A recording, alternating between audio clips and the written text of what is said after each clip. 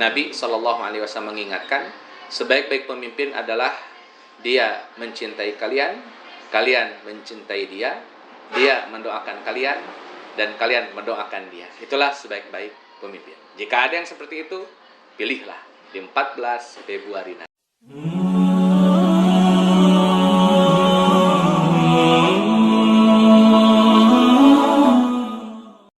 Assalamualaikum warahmatullahi wabarakatuh. Hamdan wa syukran lillah. Bicara kepemimpinan, Nabi SAW tidak hanya memberikan kertas kosong. Pastinya ada kriteria, ada indikasi-indikasi yang perlu kita maksimalkan ada dalam seorang pemimpin. Yang pertama, misalkan kita ambil dari hadis Nabi SAW bahwa urusan kepemimpinan ini tidak hanya bicara duniawi, tapi juga sampai kepada urusan ukhrawi. Makanya ada diksi imamun adilun. Maka yang paling dominan dalam kepemimpinan adalah kepastian dia berlaku adil. Kalau dia nggak bisa berlaku adil, ya nggak cocok jadi pemimpin. Maka pastikan dulu dia seorang yang mampu berlaku adil. Dan itu tentunya berdasarkan rekam jejak, berdasarkan track record dia selama punya jabatan di mana, punya kepemimpinan di mana. Kita akan lihat rekam jejaknya bagaimana. Apakah dia cocok sebagai seorang yang adil? Jika dia punya indikasi keadilan, dia berhak jadi seorang pemimpin. Kenapa keadilan lebih Anda dahulukan dibanding yang lain? Karena itu sangat berdampak sekali dengan urusan umat. Makanya dalam ungkapan Ibnu Taimiyah misalkan, kemampuan memimpin itu lebih diprioritaskan. Atau seperti hanya ungkapan dari Mughirah bin Syu'bah kepada Umar bin Khattab, bahwa leadership, kemampuan memimpin itu lebih didahulukan daripada kesolehan seseorang. Walaupun tentu pemimpin yang adil plus soleh itu jelas lebih menjadi prioritas pertama. Itu yang pertama, kemampuan untuk melaksanakan nilai-nilai keadilan. Yang kedua, pemimpinnya harus amanah. Karena dia tidak hanya membawa kepentingan dirinya, tidak hanya membawa kepentingan kelompoknya, tapi dia membawa kepentingan umat Islam atau membawa kepentingan negara pada umumnya. Maka dia harus betul-betul mampu menjadi orang yang amanah, orang yang mampu melaksanakan tugas-tugasnya dengan sebaik mungkin. Kalau bahasa kita mungkin amanat konstitusi lah begitu. Yang ketiga, tentu kita masuk pada ruang kesolehan secara pribadi. Bagaimanapun, pemimpin harus punya kedekatan dengan Allah Azza wa Jalla. Taqurruban ilallah Azza wa Jalla. Karena saat dia memimpin dan dia lepas daripada aturan Allah, daripada bimbingan Allah, agak repot nih dalam proses kepemimpinannya. Dan terakhir, selain soleh, tentunya dia harus mampu punya kemampuan komunikasi yang baik dengan rakyat, dengan tokoh-tokoh yang ada di sekitarnya. Maka pemimpin tidak bisa berperan, pemimpin tidak bisa emosional, pemimpin tidak bisa gampang marah.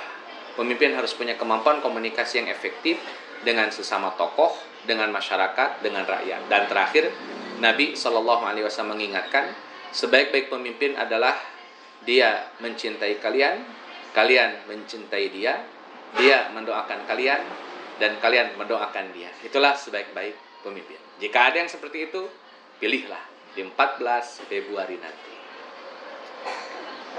Selain itu nggak ada baca saya. Karakteristik selain itu ada lagi?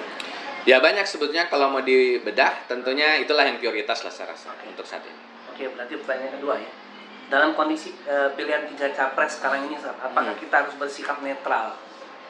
Saya rasa untuk lembaga tertentu mungkin ya kayak ormas, maka ormas harus netral karena ormas posisinya sebagai wasit. Tapi kalau kita sebagai muslim ya harus punya keberpihakan.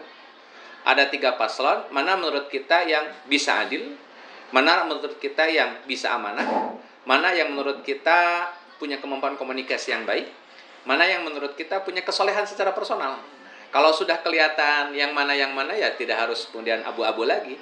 Sebutkan saja, kita memilih dia, memilih nomor 1, 2, atau 3-nya dengan kriteria yang tadi sudah disebutkan. Jadi mungkin netral dalam artian lembaga atau mungkin lembaga hukum atau lembaga negara atau ormas mungkin iyalah. Tapi sebagai person to person saya rasa tidak harus netral. Tinggal sampaikan apa yang menjadi pilihannya. Apa hukum orang-orang yang bersikap golput? Bisa jadi golput itu dibenarkan dalam kondisi tertentu.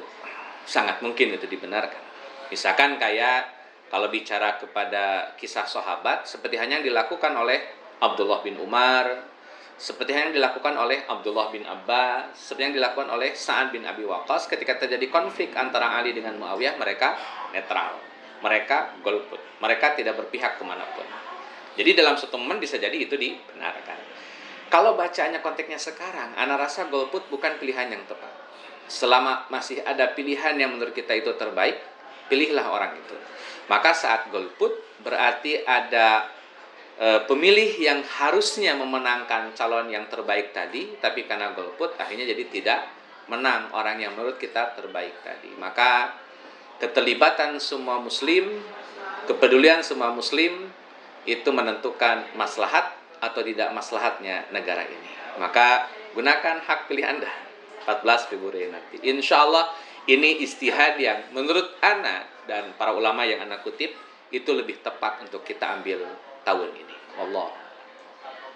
Saat bagaimana ketika kita sudah memilih, sudah yakin dengan satu pilihan kita, ternyata nanti ketika dia menjadi pemimpin tidak sesuai dengan harapan kita, apakah kita masuk dalam pertanggungjawaban di hadapan Allah nanti? Kita akan menilai apa yang saat ini kita lihat. Apa yang dibalik itu yang tidak kita ketahui, di luar dari pengetahuan dan kemampuan kita atau pengetahui, dimaafkan. Maka ya ini fairnya Allah, maha adilnya Allah yang karena kita memilih karena ya apa yang kita lihat secara zahir itu saja.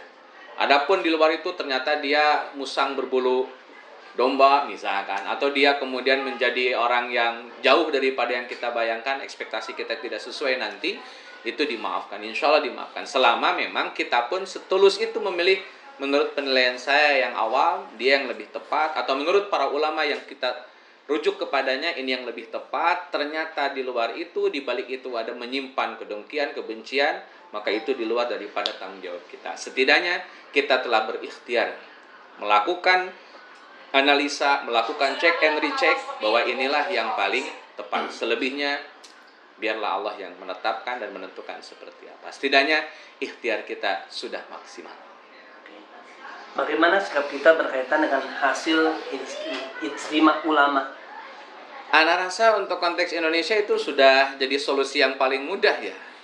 Kalau Nabi memberikan sebuah legitimasi kepada para ulama bahwa al ulama warasatul anbiya. Jadi kalau para nabi sudah tidak ada, setelah Nabi Muhammad tidak ada lagi nabi, la nabiyya ba'di, maka yang menjadi pemegang estafeta fatwa, pemegang estafeta keputusan, ya semuanya akan berujuk pada ulama. Al ulama warasatul anbiya. Ana rasa ijtima ulama sudah mencukupi untuk dijadikan sebagai referensi dalam menentukan pilihan. Mudah-mudahan dengan kesepakatan para ulama menyebutkan satu paslon yang harus didukung, itu mencukupi bagi kita sebagai argumentasi di hadapan Allah Azza wa Jalla bahwa kenapa milih si A?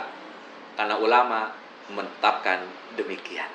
Setidaknya ada rujukan yang kita bisa jadikan sebagai pegangan.